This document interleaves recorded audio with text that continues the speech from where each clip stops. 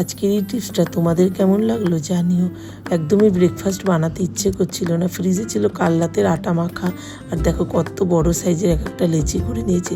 এক একটা লেচিতে প্রায় 2 থেকে 2.5খানা কিন্তু রুটি হয়, এরকম সাইজের লেচি আমি একবারে নিয়ে নিয়েছি। ওই যে বললাম বানাতে ইচ্ছে হচ্ছে না, তাই জন্য একদম তাওয়ার সাইজে এক একটা রুটি বানিয়ে নিয়েছি। হালকা করে একটু সেঁকে নিয়ে তারপরে এই যে চাকু দিয়ে কেটে নিলাম।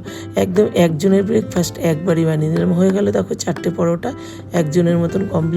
তারপরে এই দুটোকেও একসাথে কেটে নিচ্ছি। একবারে 8টা বেরিয়ে গেল, একদম খুব চটজলদি এইভাবে কিন্তু হয়ে যায়। তারপরে 4টে করে পরোটা, 4 পিস করে পরোটা এইভাবে আমি ভাজা করে নিচ্ছি। তাহলে টিপসটা কেমন লাগলো, ভালো লাগলো না? একদম চটজলদি হয়ে যায়। আর তরকারিটাও কিন্তু কাল রাতেরই ছিল, সোয়াবিনের তরকারি। তারপরে একটু ফল দিয়ে দিলাম, তারপরে পরোটাটাকেও দিয়ে দিলাম। তাহলে তোমাদের কেমন লাগলো অবশ্যই জানিও। আর তোমরাও কিন্তু ইচ্ছে না করলে এইভাবে বানিয়ে নিতে পারো। আজ আসি, টাটা।